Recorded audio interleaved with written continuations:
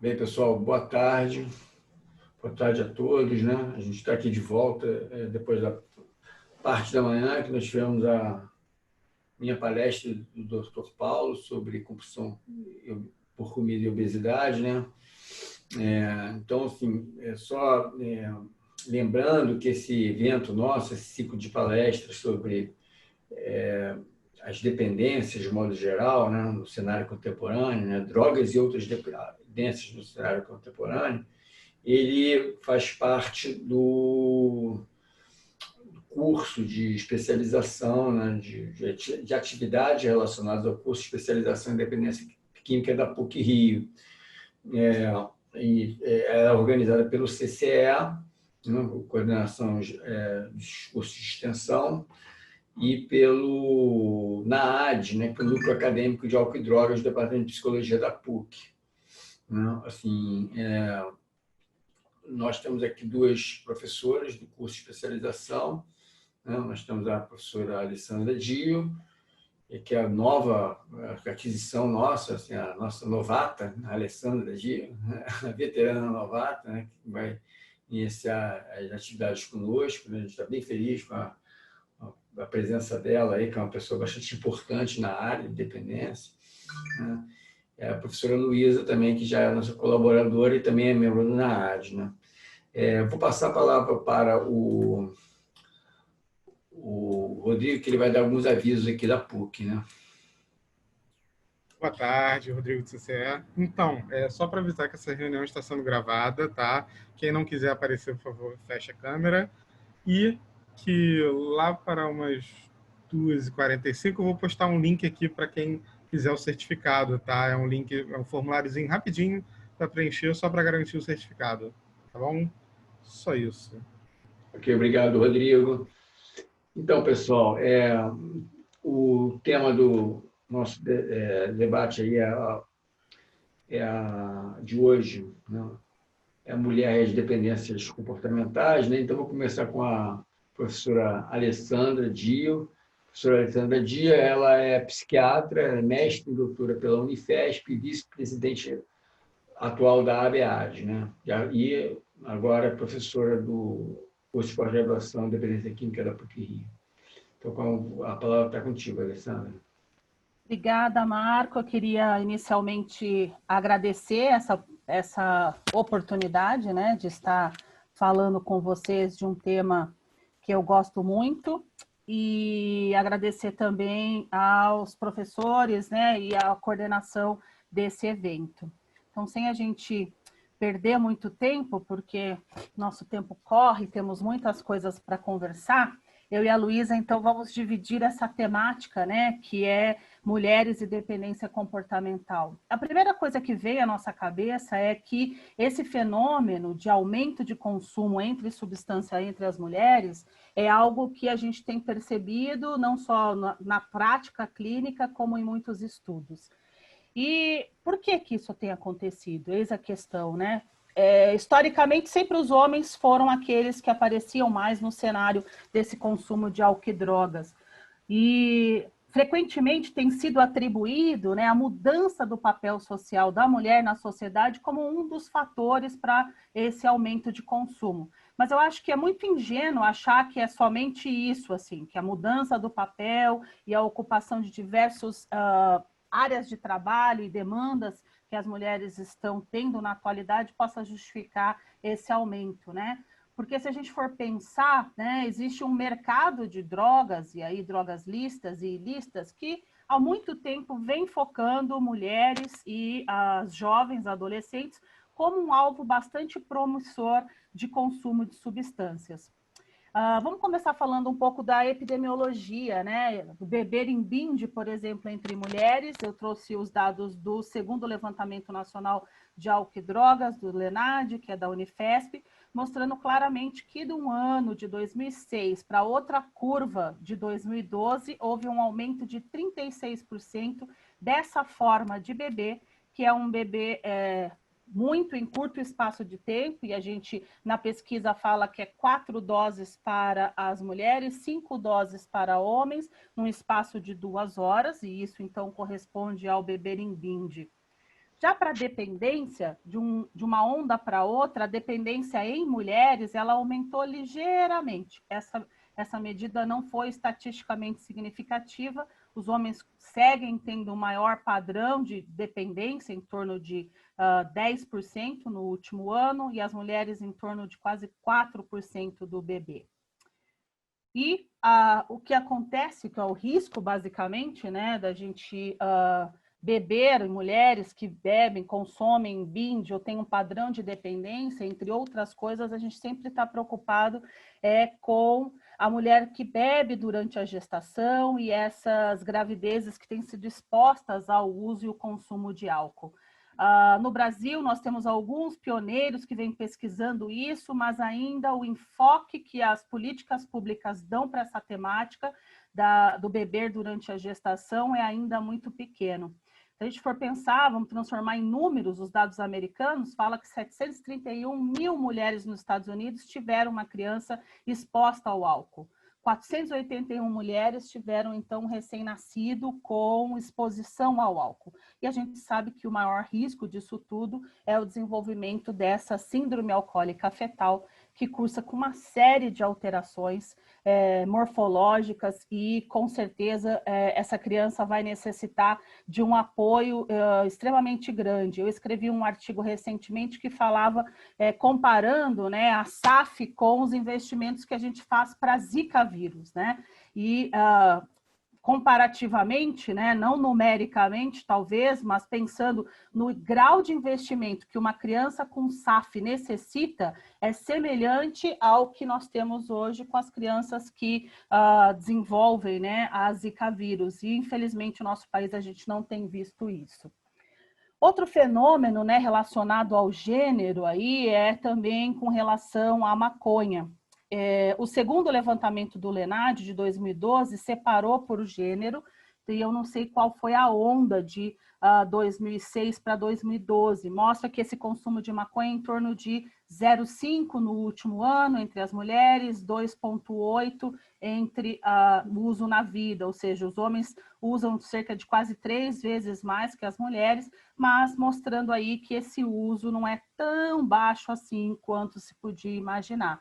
E, novamente, a questão do uso aqui também se refere principalmente à temática da gestação, e a população obstétrica hoje, a prevalência do uso varia de 2% a 28%, e vale ressaltar que não existem quantidades seguras para o uso dessa substância durante a gravidez.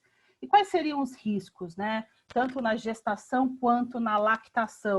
A gente ainda tem poucos estudos, porque os estudos não conseguem separar somente as gestantes que usaram maconha. Em geral, se encontram amostras de mulheres que são poliusuárias de outras substâncias.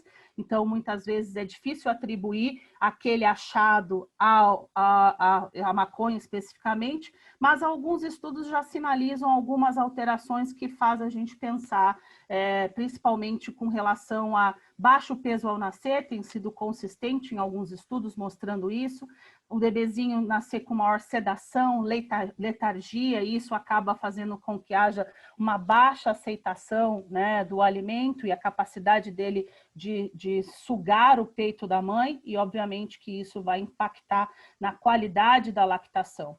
E, de novo, eu não tenho visto também nos pré-natais, né, as nossas colegas enfermeiras e ginecologistas preocupadas com esse uso de substâncias. Eu que trabalhei muito tempo na atenção primária, era uma coisa que passava muito despercebida para a grande maioria dos profissionais de saúde que trabalham com a atenção primária, pensando nesse público, né? Entre a população universitária, um estudo de 2010 da Secretaria Nacional de Política sobre Drogas mostram que algumas substâncias, esse uso é bem diferente entre homens e mulheres, principalmente quando a gente olha o uso de tranquilizantes em ansiolíticos, que é muito maior nas mulheres, e também o uso de anfetaminas, que também é muito maior nas mulheres. Então, isso aqui é exatamente o que a gente vê na clínica, né? Quem busca mais a atenção primária, principalmente, são mulheres, e acabam recebendo mais prescrições de ansiolíticos e tranquilizantes, e o problema não é só receber isso de forma inadequada, mas nunca mais retirar essa medicação da vida dessas mulheres, né? E com relação às anfetaminas, embora a gente tenha hoje uma restrição maior do uso, com um receituário que já era controlado e agora algumas anfetaminas ficaram mais difíceis de ser prescritas ainda, né? Esse uso é bem maior em mulheres, como a gente pode ver aqui, 11,7 em comparação a 4,4 nos homens. E muito se fala também, né, dos bebês do crack. Eu queria só chamar a atenção aqui que essa meta-análise, ela mostra alguma dos estudos que revisaram qual é o impacto no bebê. Então, a gente não pode falar que existe bebê do crack, propriamente dito, porque não existe uma síndrome característica como a SAF que a gente encontra no álcool, mas, por outro lado, a gente pode encontrar uma série de alterações aqui com o uso de crack na gestação, como, por exemplo, maior chance de ter parto prematuro, deslocamento de placenta, maior chance do nenenzinho nascer pequeno para a idade gestacional, com baixo peso ao nascer, são as principais questões que nós vamos encontrar com mulheres usuárias de crack. Já os Estados Unidos vivenciam uma outra realidade, principalmente com uma droga que são os opioides e a heroína, que nós não temos isso no nosso país tão fortemente igual eles têm. E o que tem chamado a atenção dos americanos também é esse consumo entre mulheres e o quanto as mulheres estão morrendo, né, por conta de overdose, de uso desse tipo de substância. Esse estudo do Van Houten mostra que de 99 para 2017 houve um aumento de 260% do número de mortes entre mulheres por overdose por conta dessa droga. Então, é muita coisa e que, obviamente, isso é um problema de saúde pública naquele país. Bom, dando um aspecto geral dos dados epidemiológicos, nós vamos falar um pouquinho do chamado efeito telescópio que ocorre nas mulheres, né? Sempre quando a gente tem uma mulher na clínica, a gente acaba percebendo que muitas vezes elas demoram muito tempo para chegar ao tratamento, por uma série de questões que nós vamos conversar, e que mulheres, em geral, desenvolvem dependência de álcool mais rapidamente do que os homens. E chegam para o tratamento, né, com maiores problemas clínicos e maior deterioração física em decorrente desse uso. E isso é chamado efeito telescópio, ou seja, eu começo a beber, por exemplo, num período menor de uso de álcool do que os homens, mas desenvolvo problemas mais precocemente. Isso tem sido claramente observado com o álcool e os estudos mostrando também que opiáceos pode ser uma possibilidade para esse chamado efeito telescópio. E quais seriam as vulnerabilidades das mulheres com o uso de substâncias? Nós temos várias, né? A começar pelas vulnerabilidades físicas e biológicas que fazem com que a mulher, por exemplo, tenha um menor volume de água corporal, a razão corporal gordura, álcool e a menor quantidade dessa enzima, álcool-aldeído desidrogenase, que é responsável pelo metabolismo do álcool no estômago, fazem com que, por exemplo, nós tenhamos uma capacidade, vamos dizer assim, de desenvolver e deteriorar, né, esse álcool, ser mais prejudicial para nós mulheres, sem falar dos hormônios femininos, estrógeno e progesteronas, que aumentam aí o nosso dano hepático. As vulnerabilidades genéticas, então filhas de dependentes de álcool certamente têm mais chances de desenvolver algum problema por conta dessa herança genética, isso tem aparecido timidamente, mas sim, aparece. E as vulnerabilidades psicológicas e psiquiátricas que a nossa amiga Luísa vai explorar muito aqui, que são as questões de como nós mulheres lidamos com alguns dos nossos sentimentos, né? E que isso nos predispõe muitíssimo também ao uso de substâncias. Eu vou deixar que a Luísa vai aprofundar nesse tema. Sem falar das comorbidades associadas, principalmente com transtornos do humor, depressão, ansiedade, estresse pós-traumático e outros transtornos de personalidade que acabam sendo, muitas vezes, um preditor de pior desfecho aqui no tratamento de muitas mulheres.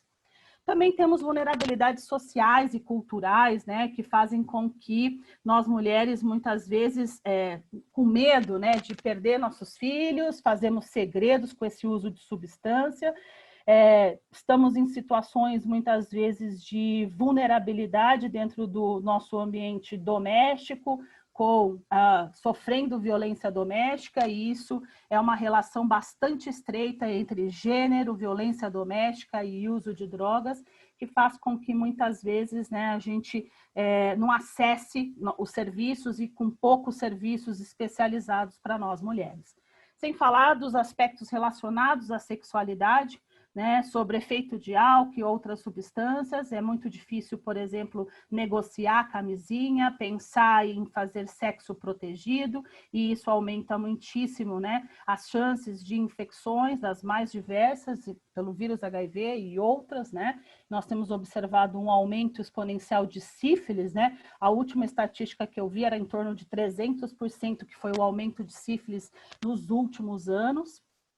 E, obviamente, que isso entra aí uma parcela, né, do uso de substâncias nessas mulheres e nos homens, e aumento do número de parcerias sexuais sem proteção também é um dos fatores. Além da violência doméstica, né, nós mulheres estamos sob maior estigma que os homens, e isso é um dos fatores que limita muitíssimo a busca de tratamento. As mulheres ficam com medo de perder seus filhos, e isso aumenta a dificuldade de acesso, poucos serviços destinados especificamente para o olhar feminino, e obviamente que eu estava em São Paulo, alguns de vocês aí no Rio, e isso não ocorre tanto porque existem muitos serviços, né, dentro de universidades que oferecem tratamentos exclusivos para mulheres, mas isso não é a realidade do nosso país como um continente, né?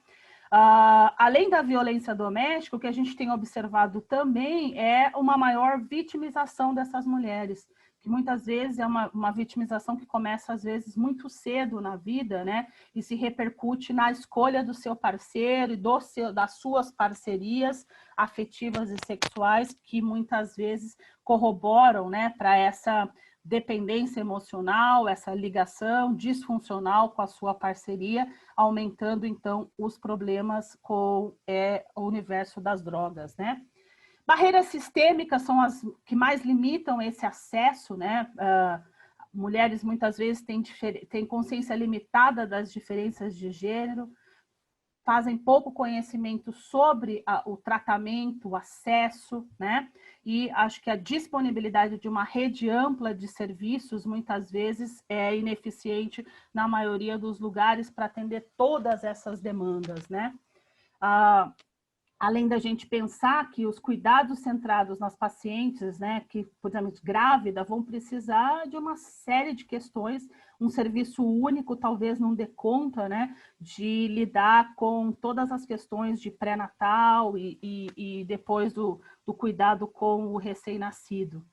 As barreiras estruturais, e isso na prática a gente vê muito, que eu peço para essa mulher ir para o serviço às 5 da tarde, onde que ela deixa a criança?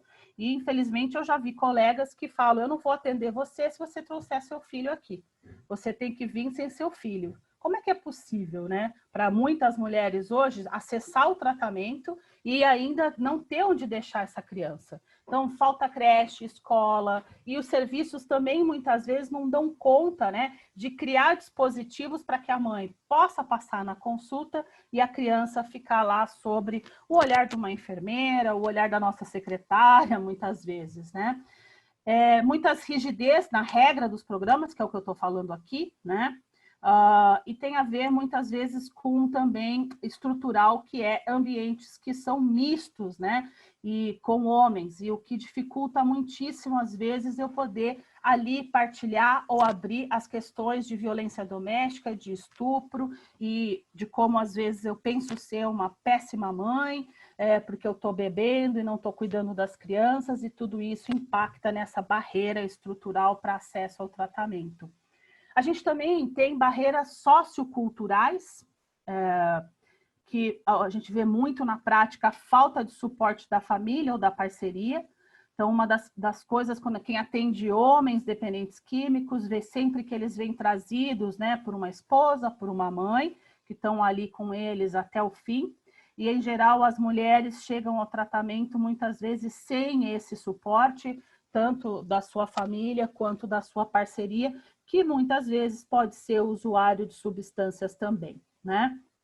Estigma, vergonha, culpa, baixa autoestima, tudo isso vão aumentando esse caldo que faz com que as mulheres acessem, né, ou tenham dificuldade de acessar um tratamento formal.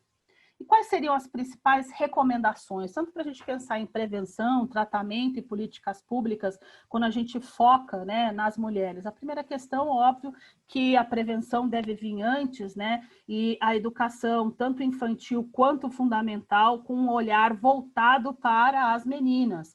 Então, quando hoje as escolas falam que nós não devemos discutir gênero, isso é um tremendo retrocesso, né? Porque gênero importa. E aqui na prevenção, hoje, alguns estudos mostrando, e práticas e ações mostrando que se a gente consegue, né, falar, por exemplo, de questões ligadas àquelas que vão fazer meninas e mulheres buscarem mais anfetaminas para emagrecer, por exemplo, né? O quanto isso pode ser preventivo. Além disso, a detecção nesses serviços que, em geral, as mulheres acessam mais, que é a ginecologia, a obstetrícia, a atenção primária e nós da saúde mental, que poderíamos também lidar com a questão antes do problema estar instalado de uma forma geral, né?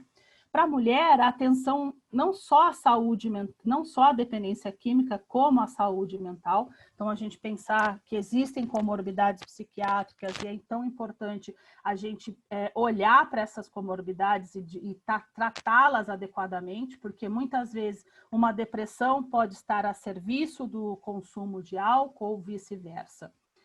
Assistência aqui, né, para programas que precisam olhar para questões de economia doméstica, do relacionamento familiar e preparar para os cuidados dos filhos. Muitas mulheres não têm essa habilidade que sequer aprenderam, né, porque às vezes foram mães muito cedo e os programas podem ajudá-las nesse processo.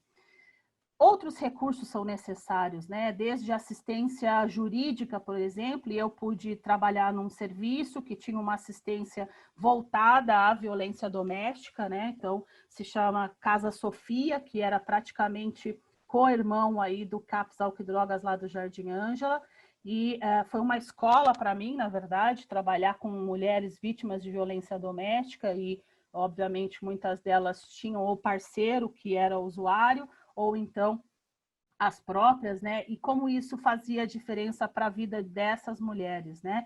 Eu não preciso necessariamente ter o suporte jurídico dentro do meu serviço, mas qual é a rede próxima ao meu serviço que trabalha e acessa essas questões que para nós mulheres é muito importante, né? E daí as questões que a gente já falou, basicamente de cuidados pré-natais e cuidados para a orientação da família, né? E a monitorização dessa vitimização. Que mais? A gente pensar que quanto antes o tratamento for iniciado, melhores as chances de desfechos, isso a gente já sabe. E uma das coisas que a literatura fala e a prática mostra que quanto mais exclusivo for o programa para as mulheres, quer seja em regime de ambulatório, regime de internação ou grupos compostos apenas por mulheres, eles certamente são muito mais atrativos, principalmente para essas mulheres que são vítimas de violência e que vão ter uma identificação muito maior com o universo feminino do que um grupo masculino. Então, eu cuidei de uma enfermaria, né? E aí eu tinha só 38 leitos e eu queria abraçar o mundo. Então, eu fiz uma enfermaria mista, porque eu também queria incluir as nossas mulheres transexuais nessa enfermaria. E aí eu fiquei quase louca, né? Ou seja, de pensar como dava conta de uma enfermaria mista, né? E lá pelas tantas, a gente estava resolvendo problemas muitas vezes ligados ao relacionamento deles, que é óbvio, faz parte das relações humanas, né? Eu gostar de outra pessoa, mas muitas vezes essa questão tomava um foco muito maior dentro do tratamento do que a questão da recuperação e do abuso das substâncias. Então, obviamente que isso não deu certo, né? E a gente, então, finalmente migrou para uma enfermaria separada e que aí os desafios eram outros, mas eu não tinha que lidar com essa questão tão fortemente, né?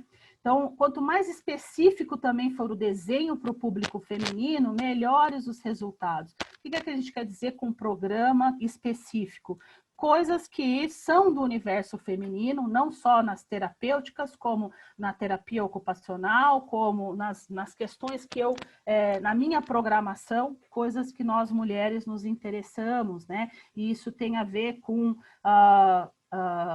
a beleza, a autoestima, os cuidados com os filhos, a nossa vida sexual e tantas outras coisas que incluem, por exemplo, culinária, dança, cabeleireiro, estética, lidar com todas essas questões, e o projeto terapêutico tem que minimamente dar conta de ventilar essas questões durante esse processo, né? Incluir cuidados pré-natal e ginecológico é de suma importância, né? Mulheres grávidas deveriam ter prioridade no atendimento, né? E hoje também a gente tem poucos serviços que muitas vezes aceitam mulheres gestantes usuárias de substâncias. E aí, dentro do Hospital Geral, que seria um local também interessante para elas ficarem, nem sempre existem nos serviços do nosso país. As recomendações também têm sido incluir a participações dos filhos durante o tratamento, né? Eu tive a oportunidade também lá no Jardim Ângela de trabalhar num serviço que faz prevenção seletiva, que se chama Cuida, que era para filhos de dependentes químicos, né? Então, em geral, muitas mulheres tinham os filhos ou os homens, e justamente incluir os filhos nesse processo para as mulheres vai fazer toda a diferença, né? Quer seja num sistema de visita dos filhos, ou dentro do ambulatório, ou outro serviço que eu tive a oportunidade de visitar e que eu vou falar no slide seguinte, em que a família inteira fica dentro da programação, né? Além dos programas considerarem as diferenças regionais e locais de que as mulheres estão inseridas. Muito provavelmente, as demandas de uma mulher gaúcha, de uma mulher carioca, vai ser diferente de uma mulher baiana, de uma mulher que mora em Belém do Pará, nas questões da cultura e o quanto essa cultura reforça alguma das questões psicológicas que motivam o uso de substâncias.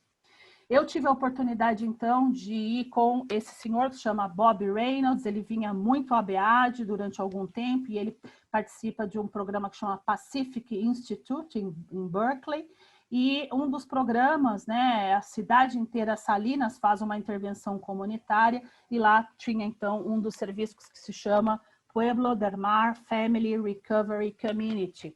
E, basicamente, são várias casas ao redor de um centro terapêutico e que ficam internada toda a família. O membro afetado pela doença, alcoolismo ou adicção, ele não sai para o trabalho, e aquele membro que não sofre, né, da adicção, ele sai para trabalhar e seguir gerenciando a vida deles. E aí que o mais interessante é que essas crianças podem, então, ter uma atenção bastante diferenciada, e a gente sabe que filhos de dependentes químicos têm mais chances de uma série de problemas psicológicos e problemas psiquiátricos, e aí foi uma maneira que eu achei que o serviço também consegue olhar o núcleo familiar como um todo, que é um desafio. Eu imagino que deva ser um serviço bastante caro, mas que penso que poupa dinheiro a longo prazo se a gente investe, né, nessa qualidade da relação mãe-filho e resgata o risco dessas crianças também virem a desenvolver um transtorno, quer seja por uso de substância, quer seja por dependência, por problemas psicológicos, né? Então, a gente está falando que a gente precisa de programas de fato abrangentes, né, para dar conta de todas essas necessidades. E uma das questões aqui também é a gente pensar na formação, educação e pedagógica, que muitas mulheres estão fora do sistema escolar, fora, né, do aprendizado formal, e como eu articulo no meu serviço para que essa mulher possa voltar a estudar durante o seu processo de tratamento. Os programas não devem incluir, além da educação, ao aconselhamento, né, intervenções, obviamente, que cuidem de avaliar as esferas psicossociais e também farmacológicas para nós mulheres. Serviços que incluam, né, espiritualidade, 12 passos, e hoje a espiritualidade ela tem ganhado um terreno muito grande de pesquisa e prática, e aqui a gente sempre reforça que espiritualidade não é a mesma coisa que religiosidade. O que eu vejo alguns serviços fazendo, infelizmente, é proselitismo religioso, o que é bem diferente de espiritualidade.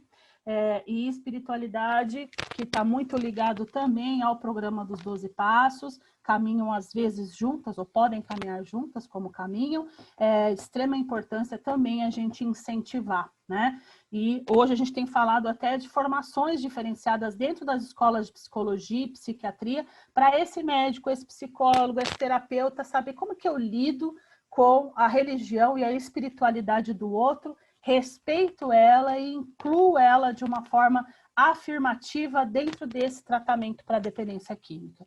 Esse é o desafio e, na verdade, eu vejo como mais uma possibilidade de ferramenta para a gente trabalhar aqui com, não só nas mulheres, como em todos com dependência química, né? Acho que é importante também a gente pensar que mulheres precisam de uma rede de suporte. Essa é uma das que eu sigo, né, nos Estados Unidos, que se chama Ela em Recuperação, She Recovers, e basicamente aqui as mulheres fazem o quê? Yoga, mulheres que estão em recuperação partilham as suas dificuldades, falam da educação dos seus filhos, mas se mantém conectada, que é uma das questões importantes aí para o pós-tratamento de homens e mulheres, e aqui de mulheres a questão é muito maior, né, por conta de todas as desigualdades que nós temos no nosso país e em outros países, o quanto essa conexão com outras mulheres pode gerar maior empoderamento, que é a palavra da moda, né? E isso facilita, ajuda nesse processo de manutenção da sobriedade. Aqui no Brasil, nós temos, então, as nossas colegas que devem estar assistindo essa aula, que é o alcoolismo feminino, que fazem basicamente algo semelhante ao She Recovers, né? Juntando pessoas, mulheres que têm problemas com álcool, para que elas possam se manter conectadas e falarem a respeito dessa condição, e uma suportando, dando suporte, elas não suportando, dando suporte à outra, né? A outra questão, acho que é importante que nós tenhamos, então, né, quando a gente fala em equipes multidisciplinares, que essa equipe seja, de fato, capacitada.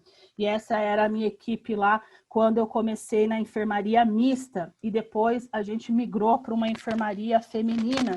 E aí nós tínhamos que correr atrás de justamente estudar algumas coisas do universo feminino, né, e como essa identificação com a outra mulher era importante nesse processo de recuperação. E, basicamente, então, são mulheres cuidando de mulheres e o quanto isso era impactante e importante, né? E vou já caminhando para o final dessa fala, né? Sugerindo um livro que eu gostei de ler e muitas mulheres têm se identificado, que é a história da Bárbara Gância, no livro A Saideira. Então, mulheres dependentes de álcool aí muitas vezes se identificam com essa literatura e vem uma esperança, né? Alguns dos meus livros, para quem quiser poder estudar mais a respeito dessa temática, dependência química, não só dependência química entre mulheres, né? E o mais recente, que é a temática da sexualidade dentro da dependência química. E acho que era isso. Aqui alguns dos meus contatos e eu passo a palavra, então, para minha colega Luísa, que vai abordar, então, os aspectos psicológicos da questão. Ok, parabéns aí, muito obrigado, Alessandra, pela sua brilhante palestra aí, muito completa, muito importante, oportuna, né, para o nosso momento aí do tratamento de álcool e drogas no Brasil. Curiosamente, né, só fazer uma observação aqui, eu acho que, assim, não dá para fazer uma estatística pelo olhômetro, né? Mas, assim, com certeza, nós temos 70% de audiência feminina aqui, no mínimo, né? Nos nossos participantes, né? Bem, então vou agora passar a palavra para a professora Luísa Wolff. A professora Luísa Wolff é psicóloga formada pela UFRJ, ela é especialista em dependência química da PUC-Rio, ela faz parte do núcleo acadêmico de estudos de álcool e drogas da PUC, Departamento de Psicologia, e ela é professora do nosso curso de especialização, supervisora no SPA. Então, com vocês, com a palavra, Luísa, por favor. Boa tarde, pessoal. Obrigada, Marco. Obrigada, Alessandro, pela sua palestra, né? Queria agradecer também o convite, né? Esse também é um tema que eu me interesso bastante, né? Não necessariamente só mulheres, mas a temática do gênero, né? E, assim, eu sinto que, né, eu concordo totalmente. Inclusive, é o que eu vou abordar, né? Individualizar o tratamento pelo gênero é algo que faz toda a diferença na hora das mulheres se recuperarem, né? Vamos lá. Tá todo mundo, acho que todo mundo consegue ver, né? Vou botar em tela cheia. Foi? Foi. Como a Alessandra comentou, a gente deu uma certa dividida, né? Mas a ideia é que eu fale hoje, assim, de dependências comportamentais, né? Assim, meu roteiro vai ser esse. Vou falar um pouquinho sobre gênero, né? Sobre quais dependências que a gente encontra mais na clínica, principalmente, enquanto nos trata de mulheres, e como que a gente trata essas mulheres, então, de uma forma, de fato, inclusiva, né? Então, por que isso é importante, né, pessoal? Assim, por que demarcar tanto a questão feminina, né? Assim, principalmente porque, ao longo dos anos, assim, o que se observa é que quando você aplica o mesmo tratamento, existem diferenças de resultado, certo? Então, não é apenas uma questão, assim, de, eu acho que, sabe, mulheres são diferentes de homem, logo, não é uma coisa tão lógica assim, né? É algo da gente perceber mesmo que quando a gente trata mulheres, se elas são tratadas da mesma forma que os homens, assim, até de uma forma justa, vamos dizer, democrática, os resultados são piores, certo? Assim, porque essas mulheres trazem para o tratamento questões que muitas vezes não vão ser atendidas num tratamento justo, né? Então acaba não sendo justo, certo? Assim, justamente por isso que a Alessandra trouxe um pouquinho, assim, os papéis de gênero, as funções que as mulheres desempenham na sociedade, o estigma, certo? Assim, isso é notável, né, no discurso, assim, das mulheres até quando elas procuram tratamento, né, assim, no sentido de que fica um vazio, né? A gente tem um esforço muito maior em convocar essa família para se tratar junto, né? E no caso das dependências comportamentais ou emocionais, isso é ainda menos visto, né? Porque, assim, vários dos comportamentos e emoções, vamos dizer assim, perante os quais a mulher perde o controle, são vistos como naturais, são vistos como naturalmente femininos, vistos como se essa fosse a vida de fato de uma mulher. Então, mesmo quando essa mulher pede ajuda, existem camadas sociais que, além das próprias cognições que uma pessoa dependente já teria, acabam entrando no caminho da recuperação ou de se tratar, né? Além, como a Alessandra bem trouxe, assim, nós temos hoje em dia, né, questões fisiológicas, né? Mulheres, assim, que passam por gestações, né, elas acabam não sendo vistas, certo? Assim, elas acabam não sendo, assim, perguntadas em relação à sua vida sexual, em relação à vida gestacional que ela está levando, pregressa, o que ela vai fazer no futuro, né? Então, você percebe, assim, que existe um ciclo, né? Quando uma mulher vem se tratar, ela traz histórias, assim, de gerações e gerações de mulheres que não foram tratadas, muitas vezes.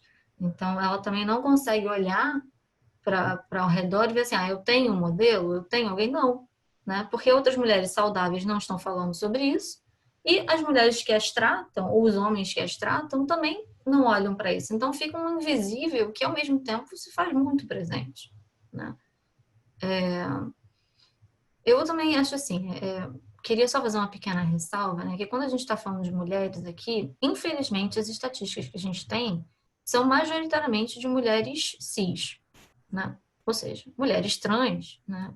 Não, assim, se já são invisíveis para estatísticas do dia a dia, renda, escolaridade, que dirá em termos de dependências. Mas, né, eu acho que embora a gente fale muito de gestação, né, assim, ou talvez de questões que muitas vezes são mais pertinentes a mulheres cis do que a pessoas trans, em termos de ciência, não é uma questão de exclusão das mulheres trans. Inclusive, assim, esse foi um problema, porque eu tentei trazer e não tem, simplesmente.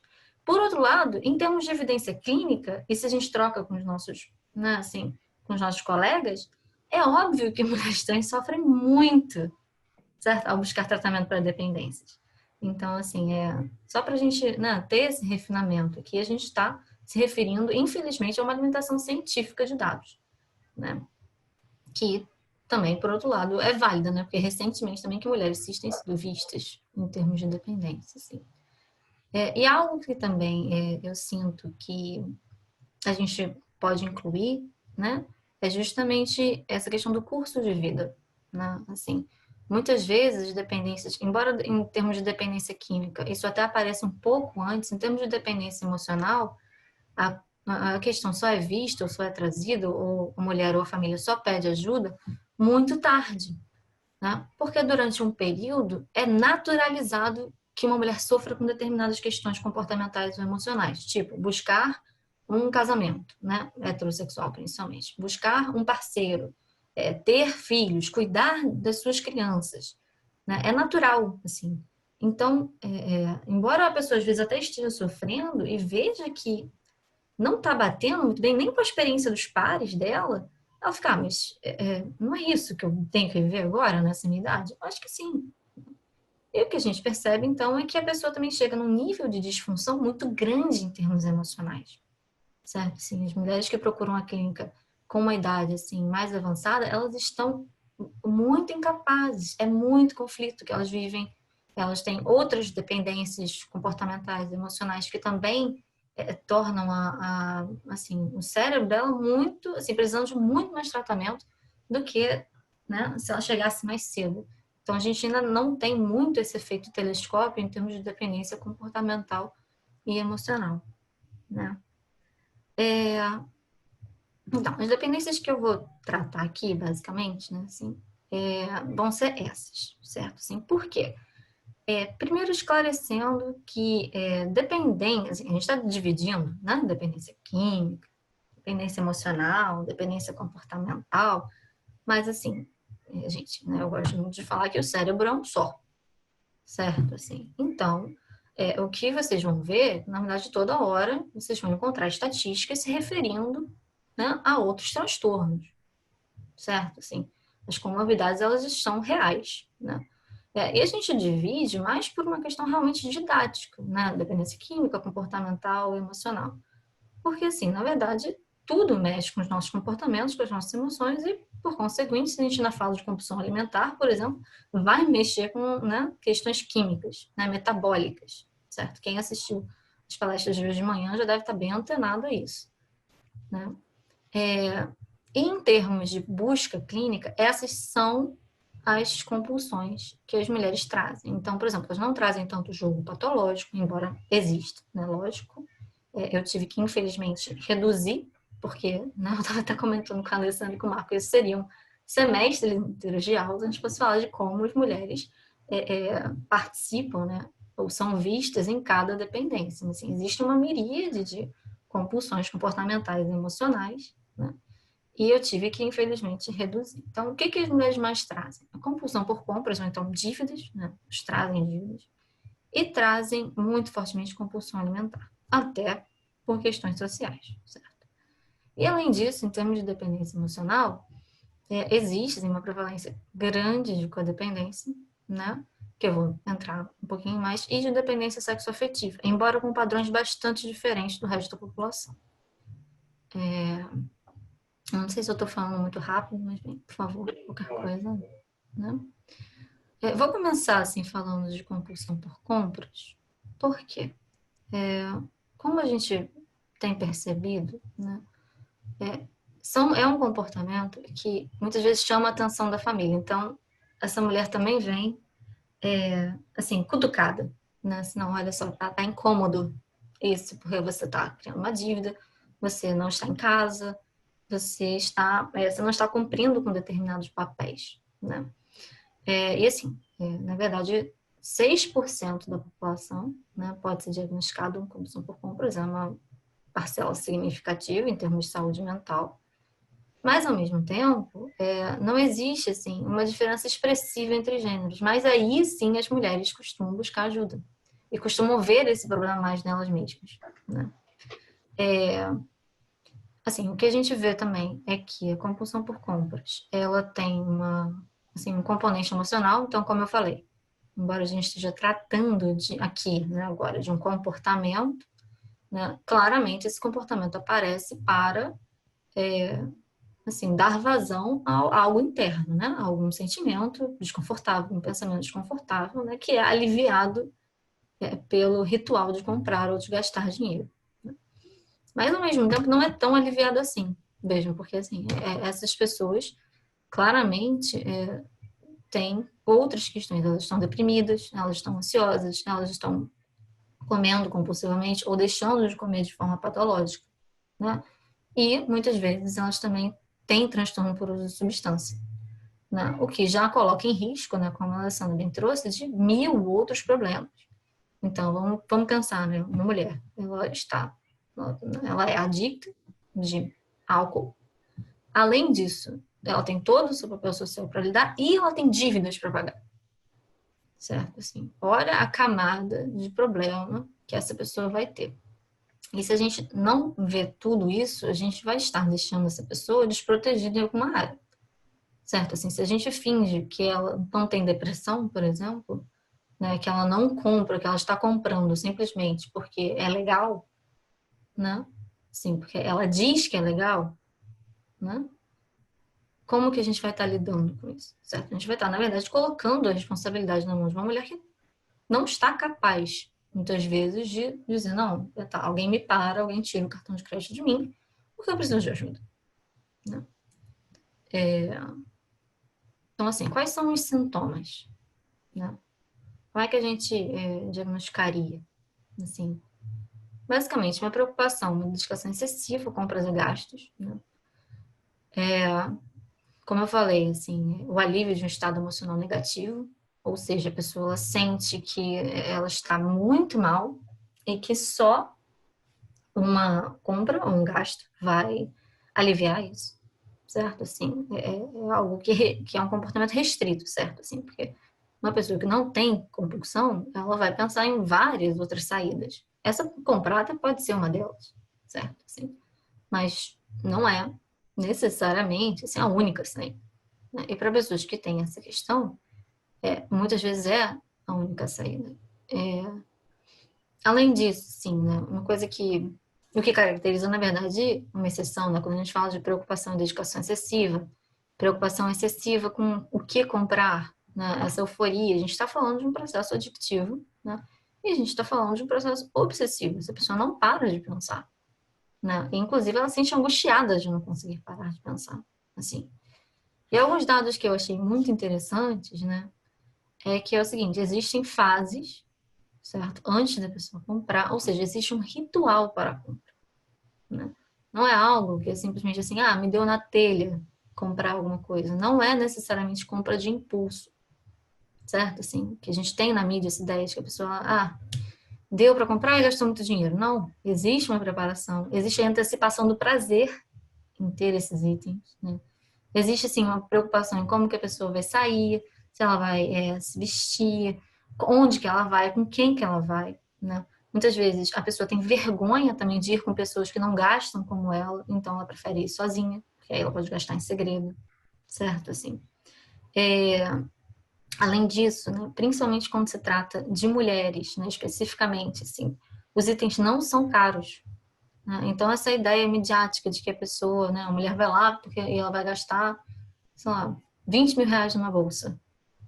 Não necessariamente é isso, certo? Assim, é mais comum uma mulher com uma renda muito baixa gastar em várias coisas diferentes, que são muitas vezes barganhas, do que necessariamente itens de luxo, certo? Sim.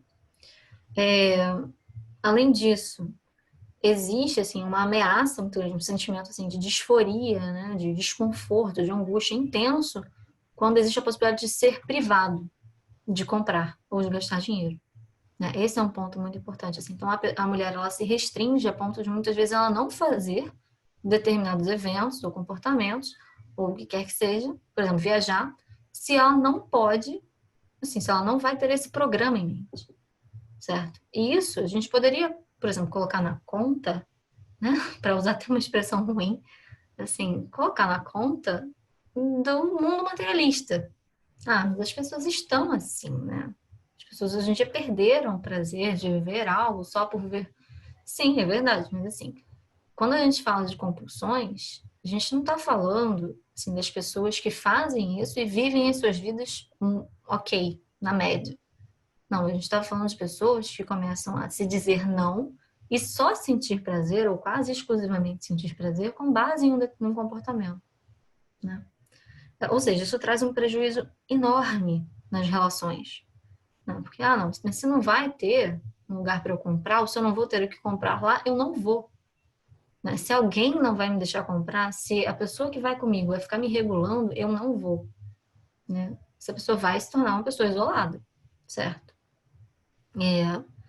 Além disso, né, existe a questão do prejuízo assim, na qualidade de vida por conta das dívidas, certo? Assim, ainda mais, né, assim, quando a gente fala de disponibilidade de crédito, assim, é lógico que eu não estou dizendo aqui que eu sou a favor de, assim, uma avaliação psicológica para merece ou não crédito no banco. Gente, não é bem isso que eu estou dizendo. Mas, assim, nós como profissionais, a gente tem que ficar muito atento quando um paciente nosso, assim, começa a banalizar, né, o quanto que ele pode gastar, o quanto de crédito que ele pode ter, assim, quantos cartões de crédito ele tem, né? Porque, assim, ele pode estar indo por um caminho de perda de controle, né? Totalmente. Assim, as pessoas perdem o controle perante a possibilidade de gastar, né? Então, assim, eu estou trazendo aqui, né? Porque, assim, as mulheres trazem isso, né? Essa questão da compulsão por compras, e porque muitas vezes isso pode passar batido, na medida em que também é visto como um comportamento naturalmente feminino. Ah, mas mulher gosta de sapato, né? Assim, mulher gosta de não sei o quê. Será? Assim, ela tá sofrendo comprando aquilo. Ela está obsessiva com aquilo. Não é um gosto, né? Simplesmente. Assim. Além disso, uma coisa que eu acho interessante trazer, né, é que fora, na literatura estrangeira, tem uma diferença muito grande com shopping, né, e spending, assim, ou seja, entre comprar e gastar, que a gente não faz tanto essa diferenciação, né, mas essa imersão, né, shopping seria essa imersão num cenário de compras, ou seja, passar o dia inteiro, né, assim, olhando o que comprar, passeando por lugares onde ela pode comprar, né, isso é algo que eu achei bem interessante, assim. Passando agora para né? Assim, para uma outra das maiores questões, né? Eu estou falando, na verdade, até em ordem de relevância, né? Assim, na minha interpretação, lógico. Assim.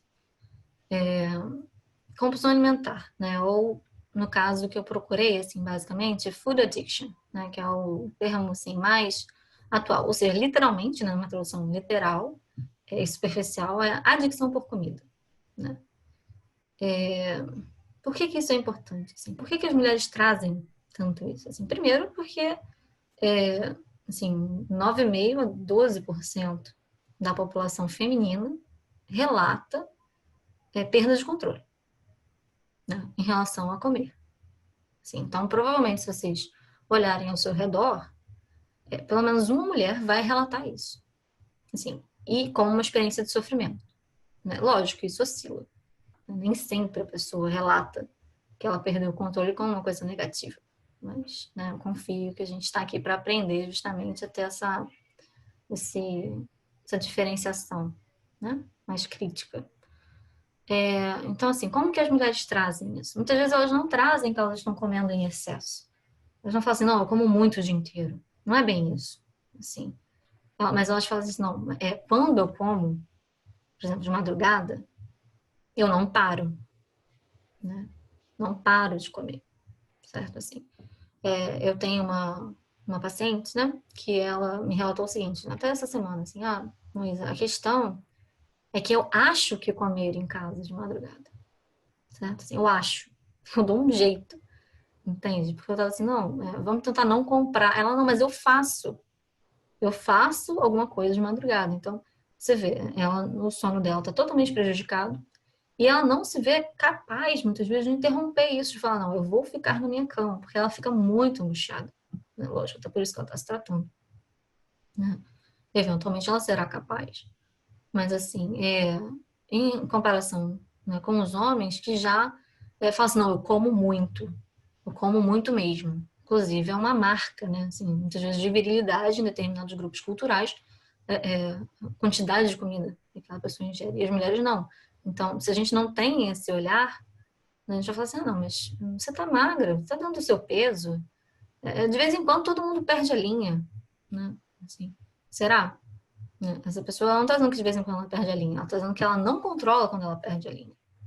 Né? Que essa linha está se tornando cada vez menos uma linha e mais um cotidiano, né? Todos os dias, certo? Assim, ou pelo menos 2, 3 vezes por semana, que já é o suficiente, certo? Para você desestabilizar. Além disso, assim, as mulheres também relatam preferência por comfort foods, né? Ou seja, elas têm uma maior preferência, supostamente, assim, por alimentos doces e açúcar, em oposição a carboidratos.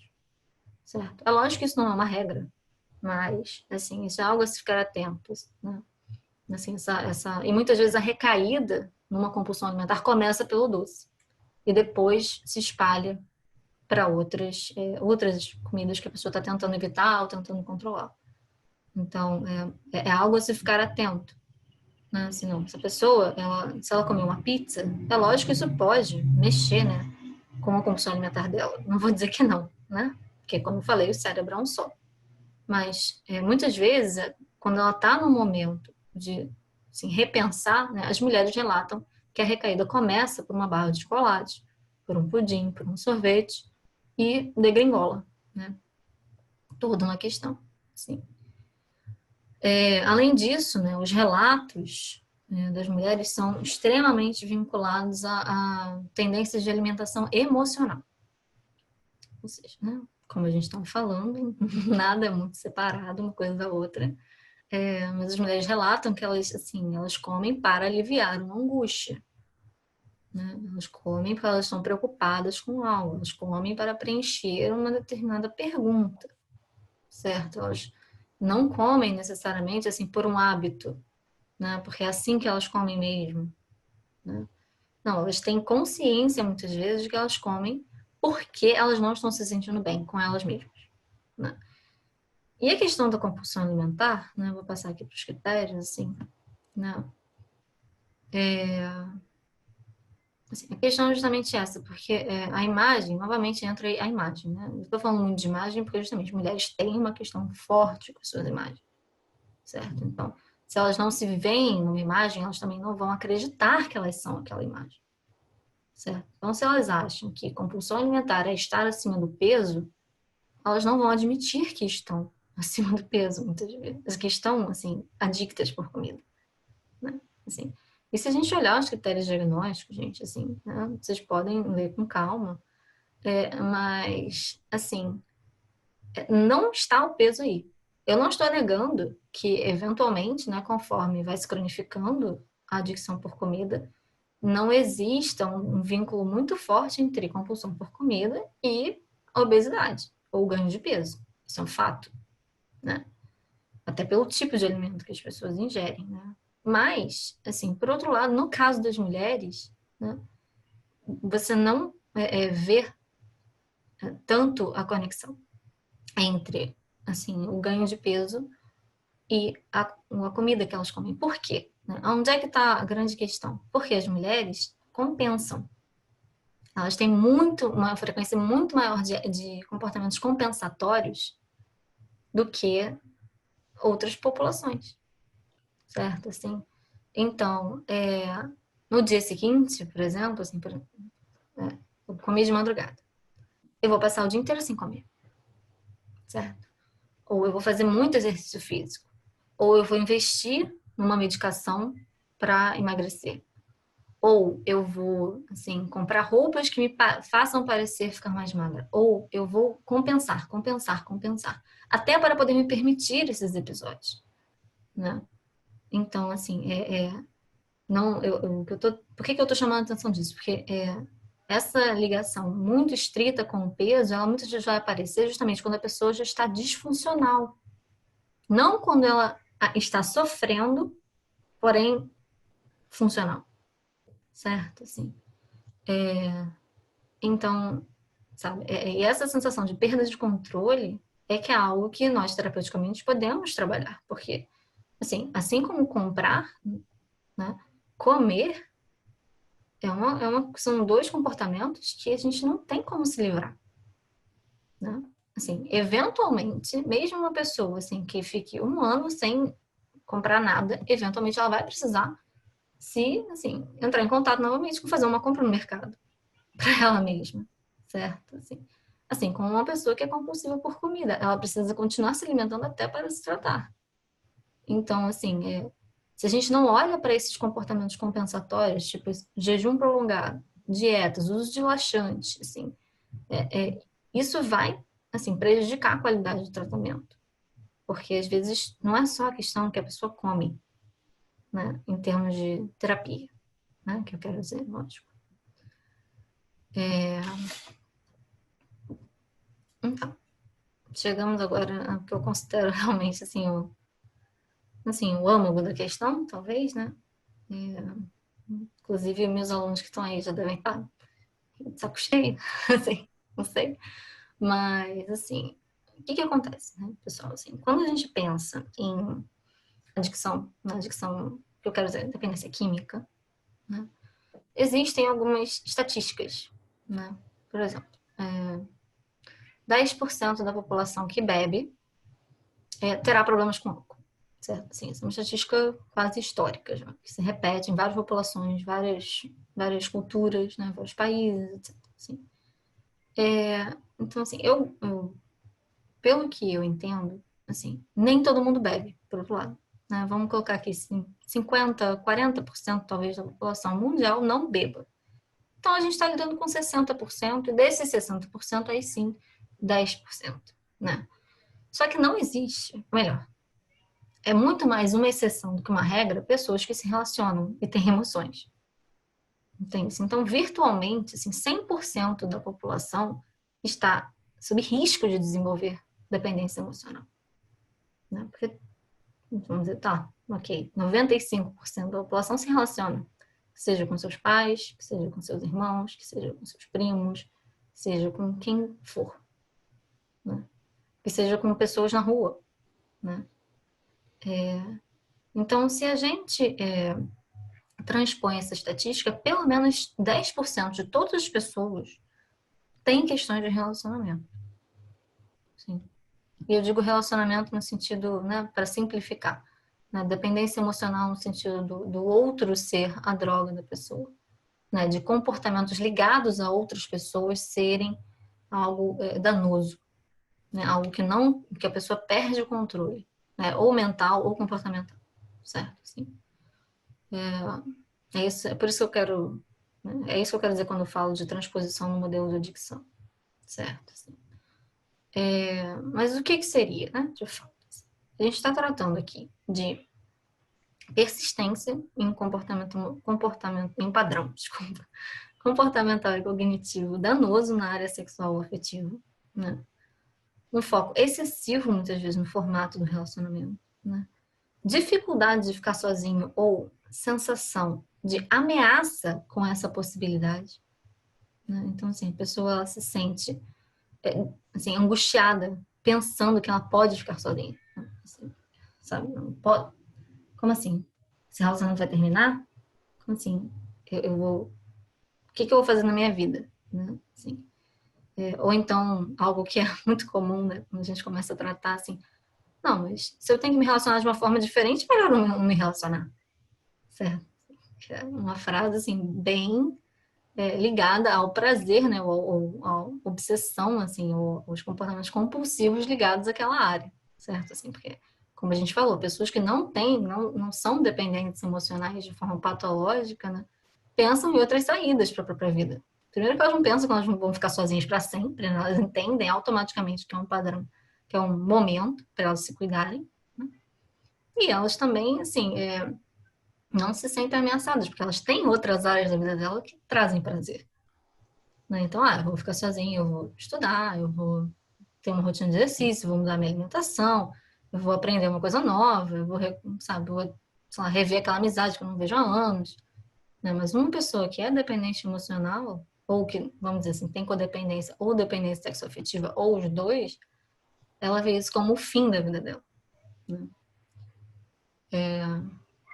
Então, assim, que a gente percebe essa dificuldade em ficar só, né? E a questão, assim, que é muito delicada, que é a progressão da perda dos critérios dessa pessoa. Certo? Assim, então, o que que a gente, o que que eu pelo menos na clínica, percebo, né? Assim, mulheres que chegam com determinados critérios ou dizendo que determinados comportamentos elas nunca teriam nos seus relacionamentos e que progressivamente vão deixando isso de lado em nome de ter um relacionamento ou de não ficar sozinhas. Certo? Assim, é disso que eu tô falando.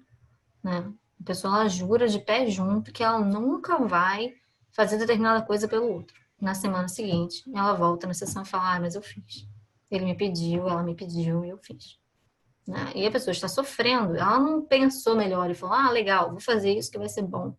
Não, ela está desesperada. Né? Porque ela percebe que ela está perdendo o controle da vida dela. E assim, alguns padrões que são muito comuns, de novo, existe uma miríade de padrões, né, pessoal?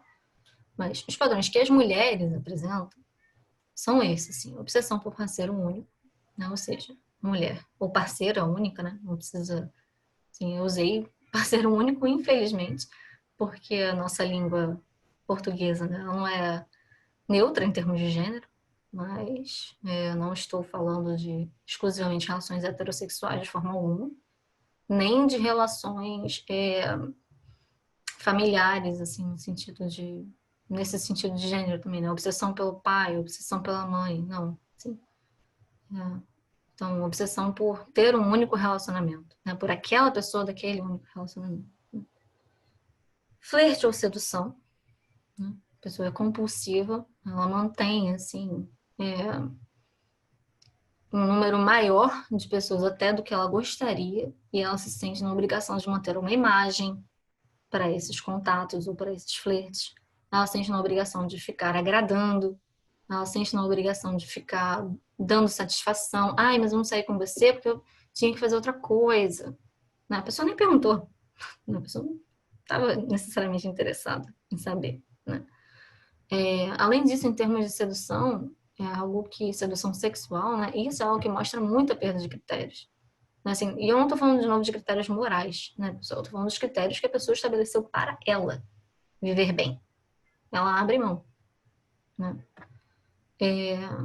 Múltiplos parceiros, ou seja, manter diversas relações sem ter intimidade, sem conseguir desenvolver algo que ela gostaria e ao mesmo tempo sofrendo por não ter, né? Assim, tendo dificuldade em entender por que ela não tem, né? E ao mesmo tempo não se dedicando, não tendo os comportamentos que levariam a isso. Né? E a obsessão romântica. Eu coloquei aqui também uma questão um pouco discreta, né? Porque a gente ainda não tem dados muito significativos para isso, né?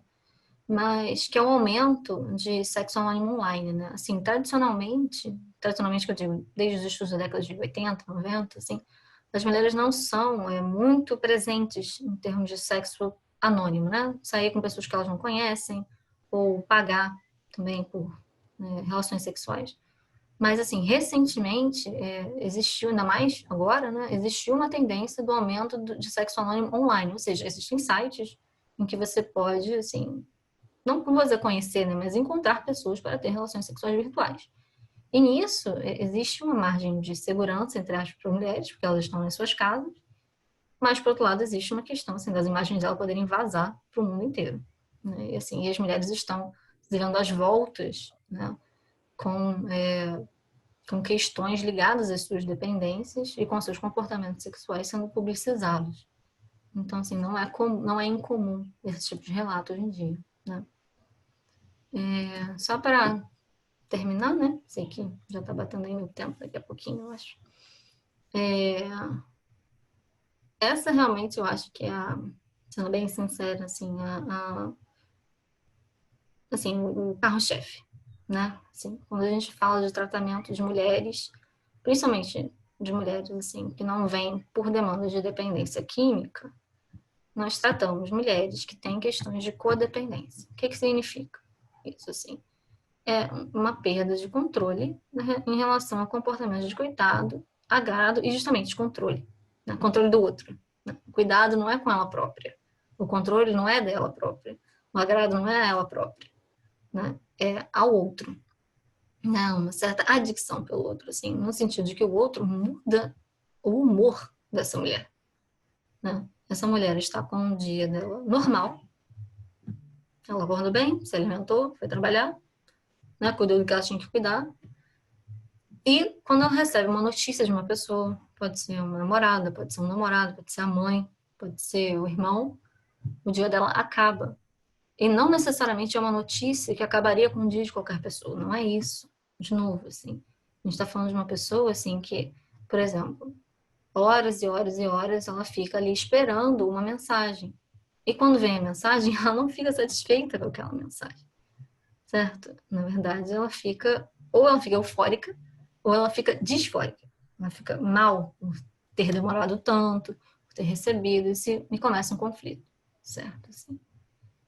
A codependência, assim, ela é altamente comórbido com depressão, que é um dos maiores desafios para o tratamento de codependência. Porque a pessoa começa a desenvolver crenças de inutilidade, culpa excessiva, vergonha, raiva, né? Agressividade, conflitos crônicos com seus parceiros, parceiras e familiares, certo? Assim. Além de transtornos de ansiedade e, né, como eu falei, transtornos alimentares. Assim. Existe uma comorbidade alta entre codependência e compulsão alimentar. E como que se trata, né? Se trata com terapia individual, né? A Alessandra trouxe, assim, né? Acho que foi basicamente isso, achei até engraçado quando ela falou, assim. Grupos anônimos que, né? Assim, para esses problemas, eu diria esses aqui, especificamente, mas existem outros, né? E acompanhamento médico e psiquiátrico para a gente poder olhar para essas particularidades, né? Do quadro de saúde mental dessa pessoa. Muitas vezes, assim, uma pessoa deprimida, ela pode até... tem alguém escrevendo na minha tela. Não sei se vocês conseguem ver. E eu não sei tirar, mas tudo bem. Então, acompanhamento médico ou psiquiátrico, né? Para essa pessoa também ser vista no resto da sua saúde mental. Assim. Mas o que eu acrescentaria, né, em termos de gênero, assim, é muita atenção, né, a questões de sexualidade, né, a individualidade dessa mulher, ou seja, não assumir que a vida daquela mulher é daquele jeito porque ela é mulher, certo? Assim, fazer um trabalho mental, muitas vezes, de desnaturalização do que se espera dessa mulher, dessa paciente que está vindo para você, certo? Assim, além de, assim, prestar atenção a fenômenos de revitimização, ou seja, não necessariamente um novo relacionamento, por exemplo, vai curar essa pessoa, né? Não é uma questão de terminar o relacionamento que ela está agora, né? Ou o que quer que seja, assim, para ir para outro relacionamento, não é isso. É uma questão, assim, de essa pessoa já ter se vitimizado no passado, e pessoas que foram vítimas de abuso têm uma tendência 2 a 3 vezes maior do que pessoas que não sofreram abuso a passar novamente por aqui. Então, assim, muitas vezes é de prevenção de novas situações de abuso, quando isso for possível, óbvio, né? Além disso, em termos de recomendação, eu coloquei grupos, mas eu diria qualquer terapia que a gente recomende, assim, né? Procurar reuniões que são específicas para mulheres, certo? Assim, e isso eu não chamo de escolher a cor na boia, tipo, a mulher adicta, então ela pode escolher se ela vai na reunião de mulheres ou não, não é isso. Mas, assim, se ela puder ir a uma reunião específica para o gênero dela, isso faz muita diferença, certo? Em termos dela aderir, dela se entender, dela se ver ali, dela continuar na sua recuperação. E um alerta, assim, básico para questões de assédio. Eu já recebi vários relatos de pacientes minhas e de pacientes de outras pessoas que chegaram, assim, para se tratar, extremamente vulneráveis, e foram assediadas pelos seus médicos, pelas suas médicas, pelos seus terapeutas independentes de gênero e por seus membros de grupo independente de gênero, certo? Assim. Então, se a gente não coloca essa pessoa, olha, você vai se tratar, você vai melhorar, né? Você é mulher, mas essa é a realidade, certo? Você é mulher, você não vai se tratar para mudar a realidade no mundo, você vai se tratar para você não passar por coisas complicadas. Que tipo de coisas complicadas? Isso? Certo? Sim, então, era basicamente isso, pessoal. Acho que dá tempo ainda da gente discutir um pouquinho, né? Obrigada.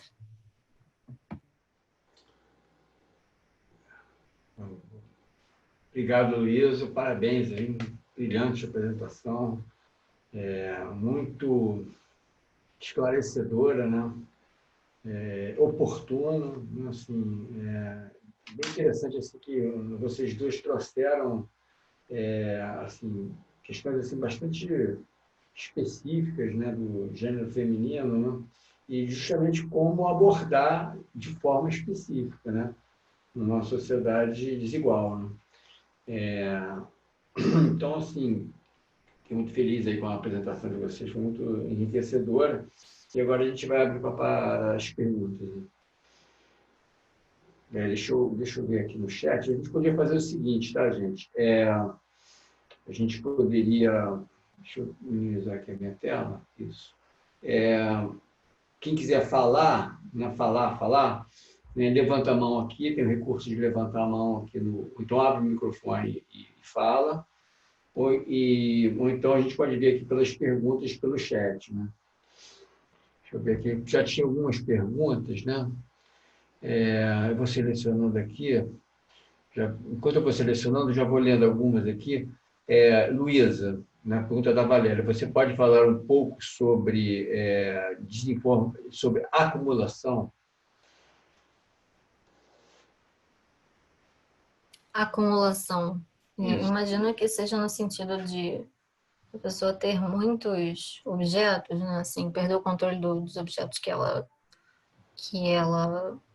compra, né? Assim, a acumulação pode ser um sintoma não necessariamente de compulsão por compras, né? Mas de transtorno obsessivo compulsivo. Inclusive, é um padrão específico de transtorno obsessivo compulsivo.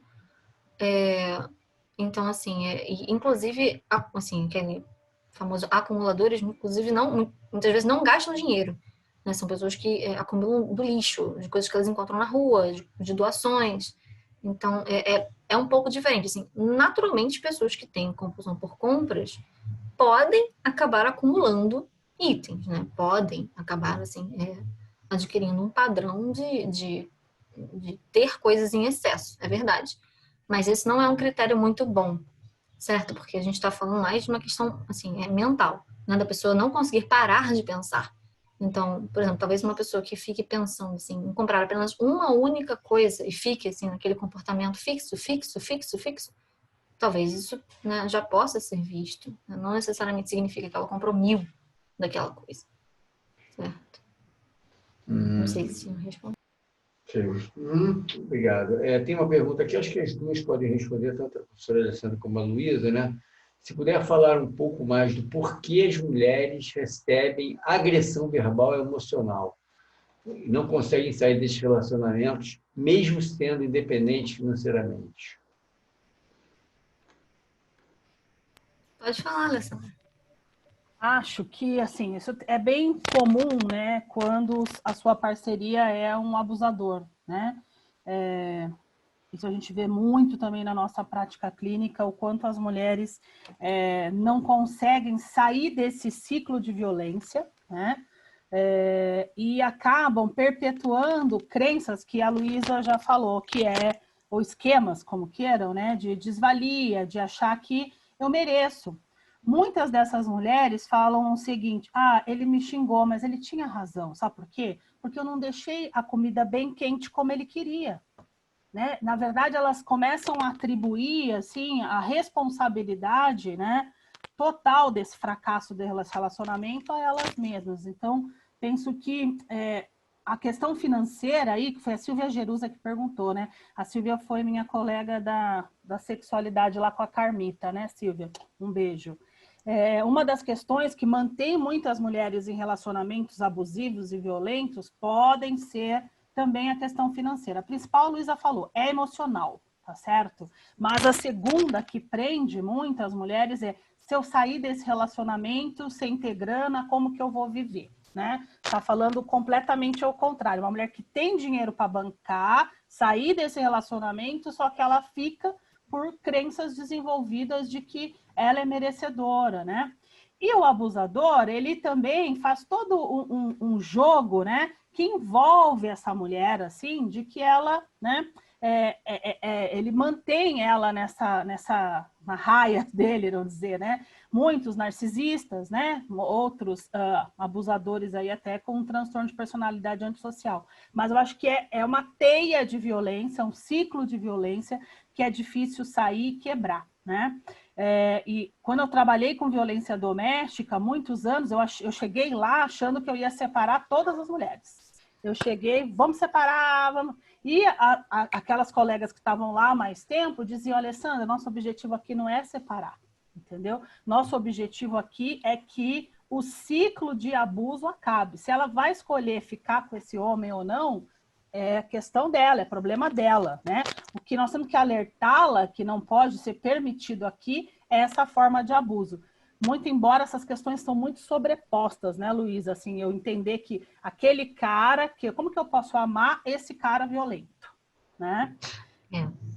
Assim, queria até complementar, porque nisso, o que eu vejo, assim, né, se a gente sobrepõe um modelo de dependência química, assim, é uma questão também de disfunção executiva, né? Não sei se você concorda, assim, porque, assim, o que é disfunção executiva? É que eu progressivamente vou escolhendo coisas piores para mim, né? E eu não consigo, assim, não, ver. Ou então eu acho que se eu repetir aquele comportamento com uma pessoa diferente, vai dar um resultado diferente, né? Assim, então, na verdade, o que a gente vê também são mulheres presas justamente nesse circuito mental de não, mas, sabe, se eu fizer igualzinho, vai ser diferente, porque essa pessoa é diferente. E, né, muitas vezes não é isso, porque aqueles comportamentos, assim, já, assim, a escolha, né, dos comportamentos anteriores também já está condicionada a achar, assim, a continuar naquele ciclo de abuso, né? Então, realmente, assim, às vezes é separar, por exemplo, né?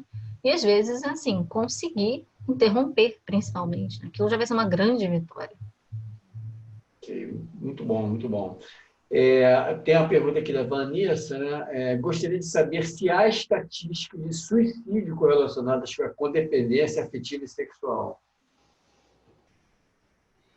Pois é, eu não estou me lembrando de cabeça, mas creio que exista, e aí na literatura acho que você não vai encontrar dependência afetivo-sexual. Talvez vá encontrar como traços de algum transtorno de personalidade em mulheres. Creio que sim, né? Talvez principalmente do espectro border, né? Então, estudos que falam sobre transtorno de personalidade border e suicídio.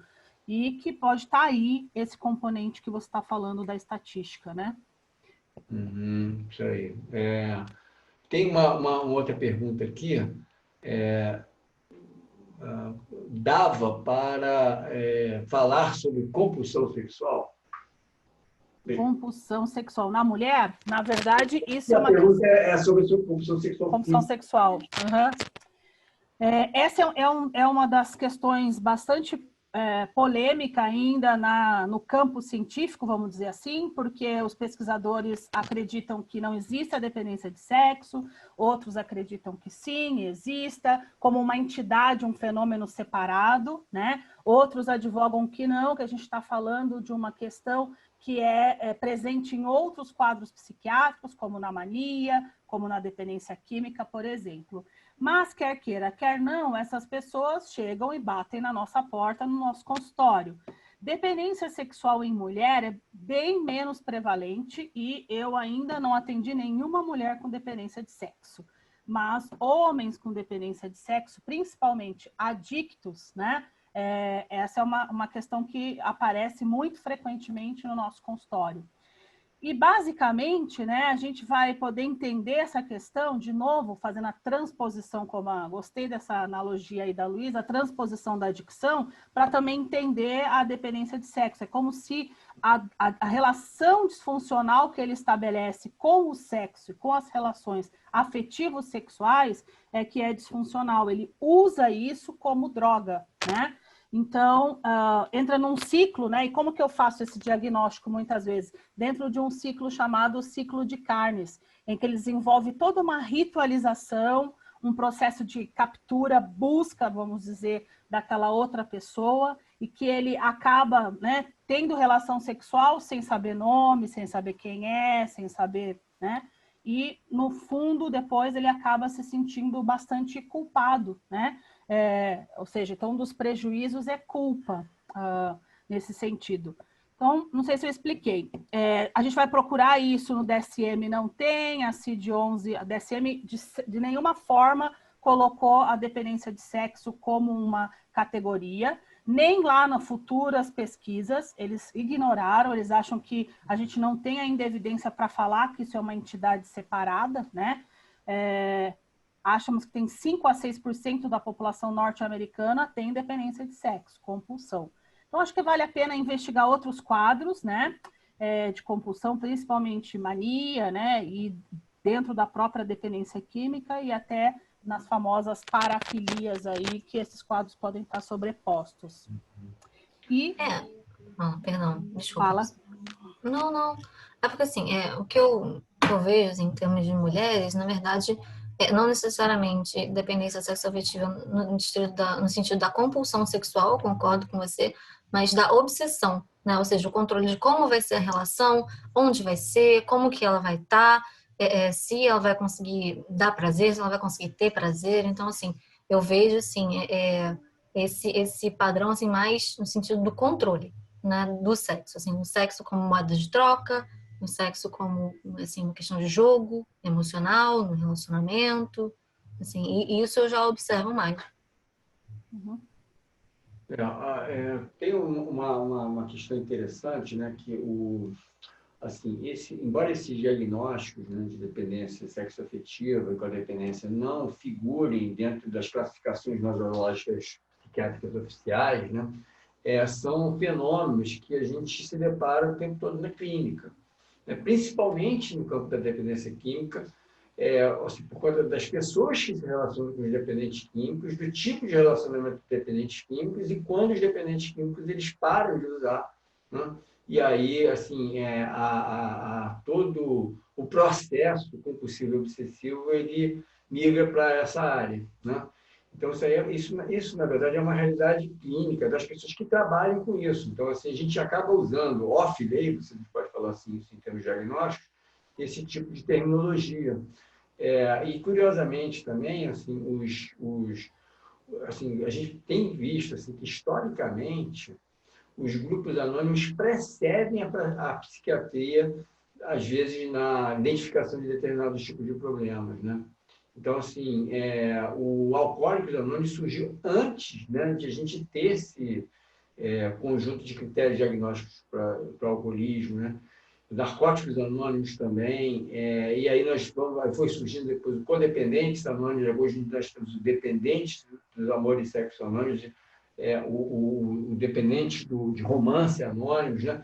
Assim, existe uma visão assim, muito depreciativa desses movimentos anônimos, achando que as pessoas estão inventando condições, né?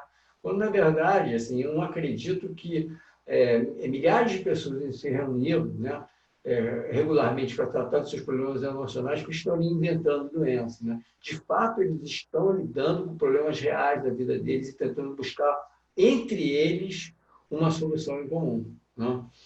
Então, acho muito interessante a gente sempre se pautar para a existência desses grupos, né? Porque eles lembram para a gente, que é da área de saúde mental, a existência de um verdadeiro problema na população. Agora, tem uma pergunta aqui, que acho que é para a professora Luísa, né? A pessoa numa viagem, é da Agatha Rosa, uma pessoa numa viagem para um local novo e famoso por atividades culturais ou mesmo culinária, mas ela deixa de fazê-los para procurar um objeto específico, que alguém cometeu ser ilegal.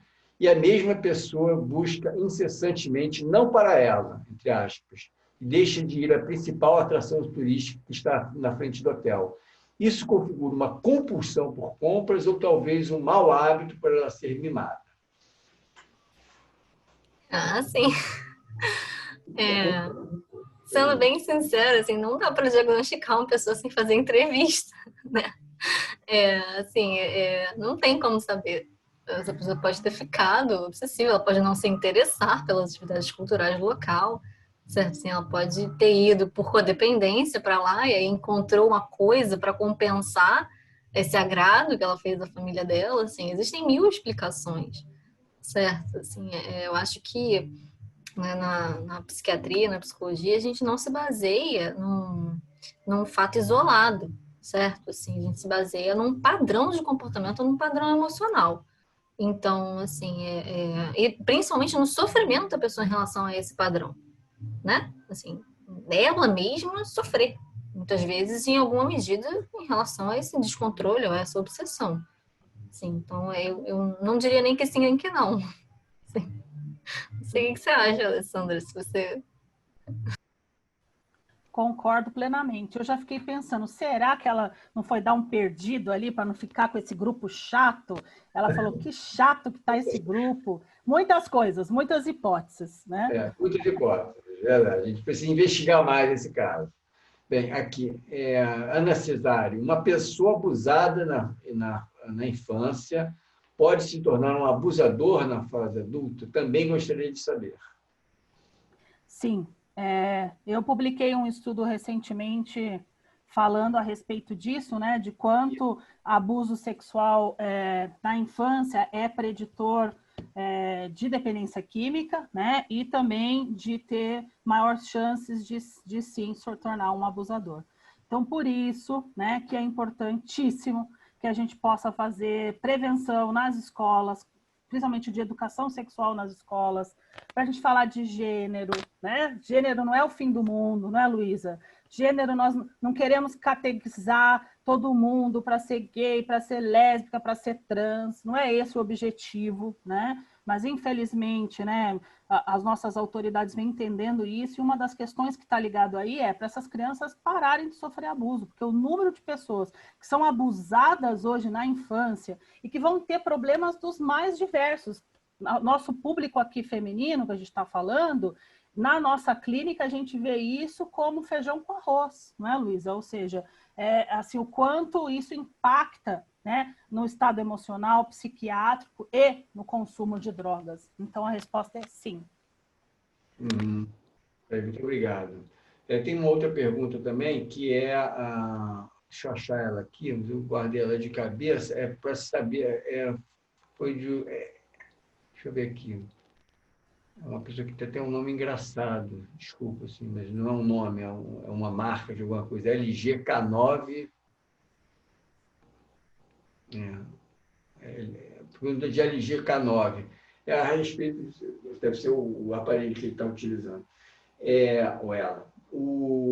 Assim, qual é o critério de passagem para uma recomendação psiquiátrica? Assim, quando a terapia só resolve, né? Isso que está sendo perguntado. Está sendo perguntado É uma pergunta geral para qualquer tipo de Uhum. tratamento, né? Qual o critério que você utilizaria? Então, qual o critério para encaminhar para um psiquiatra ou manter só em terapia? Não?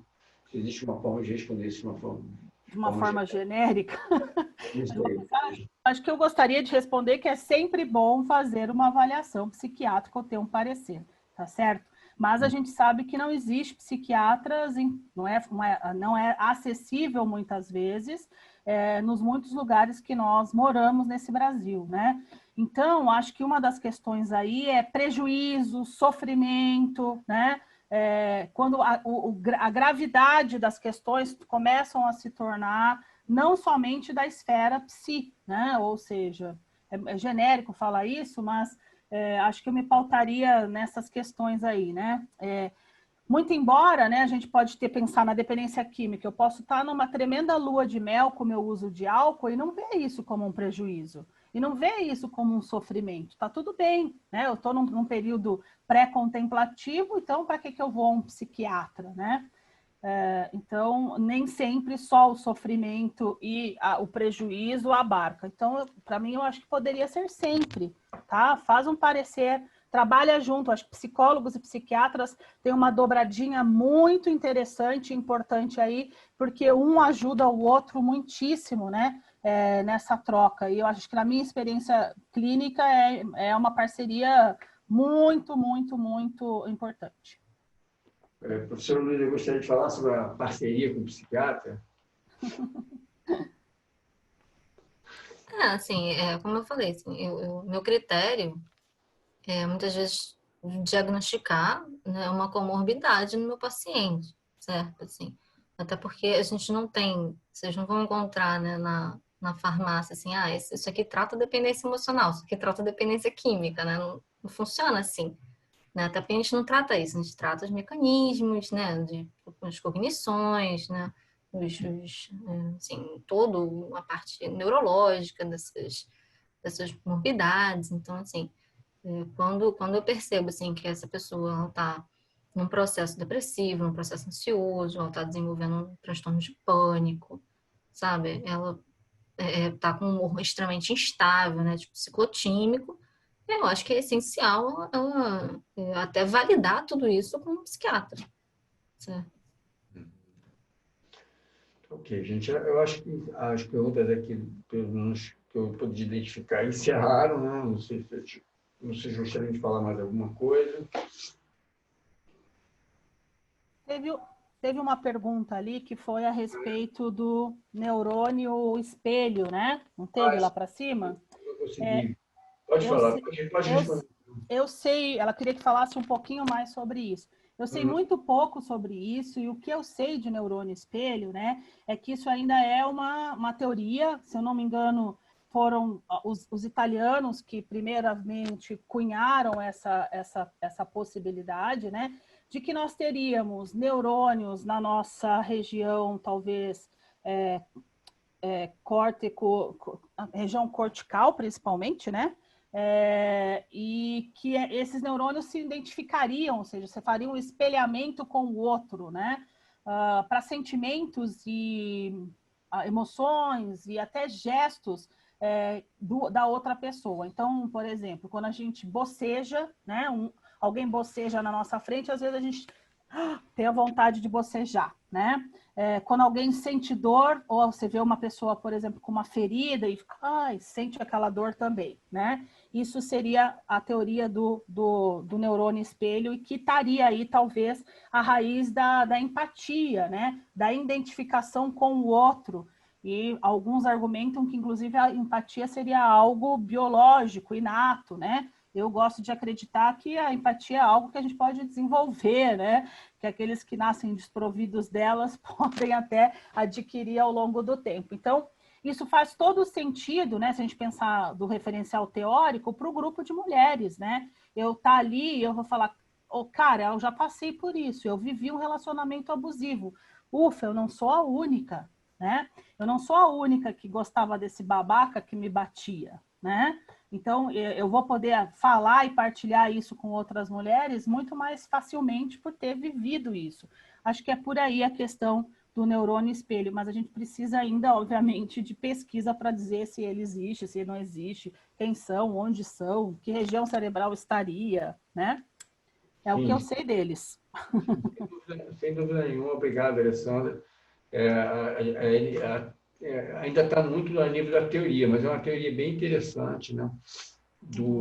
Que estaria por base do processo de identificação, de modo geral, que inclui a empatia, né? Bases neurais disso, do processo de identificação entre seres humanos, né? Então, gente, vamos encerrar, né? Eu gostaria assim, de agradecer demais, né? Eu vou aqui só terminar aqui o nosso evento com lembrando aqui que no ano que vem, então, dia 20 de março, nós iniciamos nosso curso de pós-graduação presencial, até o momento está definido como presencial. Esse aqui é o programa, né? Muitas das coisas que nós falamos estamos falando nesse ciclo de palestras, né? Fazem parte do nosso programa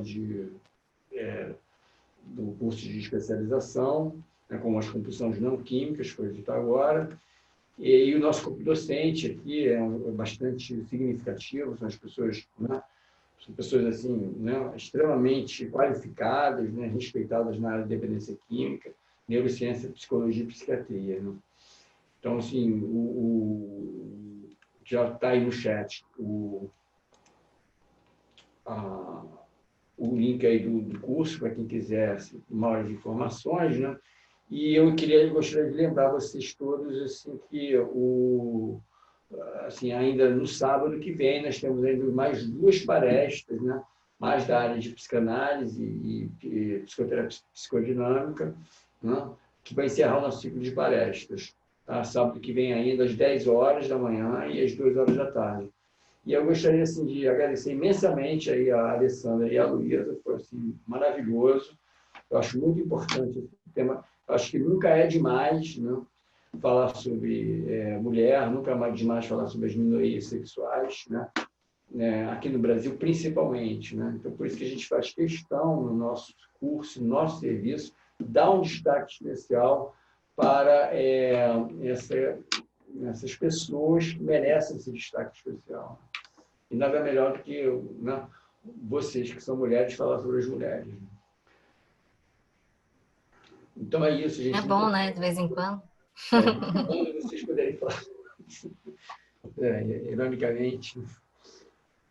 É isso, gente. Muito obrigado. Você queria falar mais alguma coisa aí, Alessandra, Luísa? Dar uma... Só agradecer e encontrar vocês aí no curso ao longo do ano que vem, né? Eu compartilhei nas minhas redes e foi um sucesso absoluto. Todo mundo perguntando, querendo saber se é híbrido, se não é, né? E aí eu falei, liga lá no 0800 que a PUC vai te dar orientação. Nessas 2 próximas semanas a gente vai saber se essa plataforma online ela vai ser ela vai acontecer, né? Assim, mas a presencial ela está certa. Tá? Então tá, gente. Olha, muito obrigado a todos aí, a todos vocês que participaram. Obrigado, professora Luísa, obrigado, professora Alessandra, obrigado, Rodrigo, do CCE, obrigado aos alunos, aos ex-alunos, aos colegas profissionais, né? Todo mundo que está aí, os visitantes. A gente continua, então, no próximo sábado. Tá? Bom final de semana a todos. Até logo. Tchau, tchau.